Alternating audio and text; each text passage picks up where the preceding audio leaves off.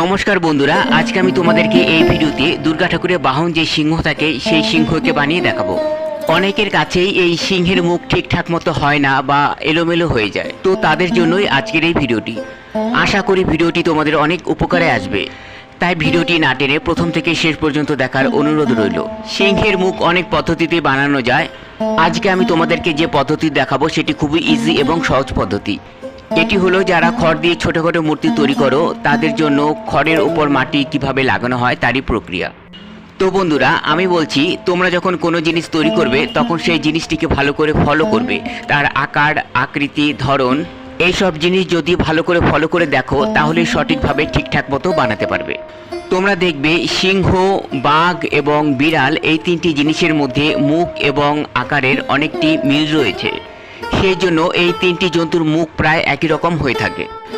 তোমরা দেখবে সিংহের মুখটি সামনের দিকে একটু চাপা থাকে এবং পেছনের দিকে একটু ছড়ানো থাকে, যেমনটি বিড়াল এবং বাঘের হয়ে থাকে। এই সব কিছুই একটু একটু করে মাটি অ্যাড করে মেজারমেন্ট মিলাতে হবে। আমার এই সিংহটি খড় দিয়ে তৈরি, সেজন্য মুখের দিকটা সামান্য মুড়িয়ে বেঁধে নিয়েছি এবং বাদবাকি অংশগুলি আমি মাটি অ্যাড করে মেজারমেন্ট মিলিয়ে নেব। এখানটা নাকের জন্য সামান্য মাটি অ্যাড করলাম। এবার আমি চোখ বানিয়ে নেব। একবারে ফিনিশিং আসবে না, একটু একটু মাটি অ্যাড করে স্ট্রাকচার মিলিয়ে নিয়ে পরে ফিনিশিং আনতে হবে। এবার সিংহের যে সামনের অংশ পা রয়েছে সেখানে আমি মাটি অ্যাড করে মেজারমেন্ট মিলিয়ে নেব। তো বন্ধুরা, এই সিংহের মুখ কিন্তু যে কোনো মূর্তির মুখের ছাপ থেকেই অতি সহজেই বানানো যায়।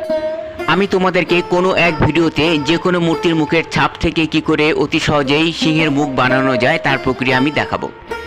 একটি মূর্তির মুখের ছাপ থেকে কিন্তু অনেক কিছুই বানানো যায়, যেমন ছেলে মূর্তির মুখও বানানো যায় এবং মেয়ে মূর্তির মুখও বানানো যায়। তো বন্ধুরা, সামনে দুর্গাপূজা চলে আসছে এবং এই দুর্গাপূজা উপলক্ষে আমি এই দুর্গা ঠাকুরের মূর্তিটি বানাচ্ছি। এর পার্ট 1 ভিডিও খুবই তাড়াতাড়ি চলে আসবে। ভিডিও অনেক বড় হয়ে যাবে, সেই জন্য আমি প্রত্যেকটি বিষয় আলাদা আলাদা পার্ট করে তোমাদেরকে দেখিয়েছি।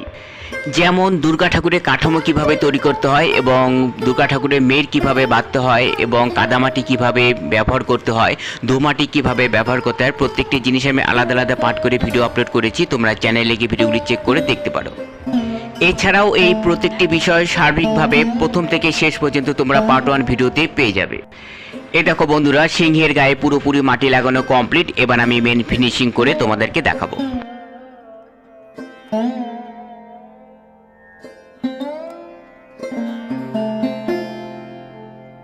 এবার আমি একটু জল দিয়ে ক্লিন করে নেব। এবার আমি চোখের দিকে আরো একটু মাটি অ্যাড করে চোখটিকে ফুটিয়ে তুলব।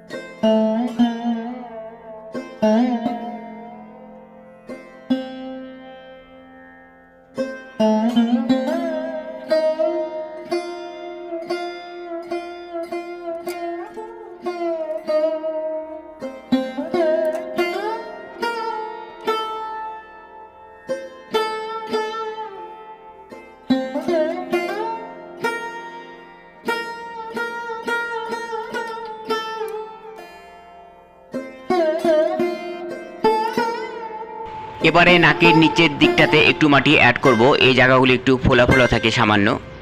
তারপর কাঠি দিয়ে ভাঁজের অংশগুলি কেটে নেব।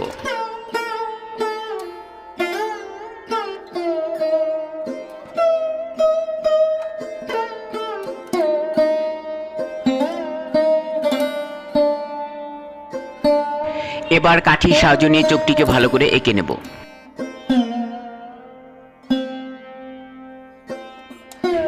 এবারে মুখের ভেতরে অল্প মাটি অ্যাড করে জিভ লাগিয়ে নেব এবং তারপর ছোট ছোট দাঁত আমি লাগিয়ে নেব।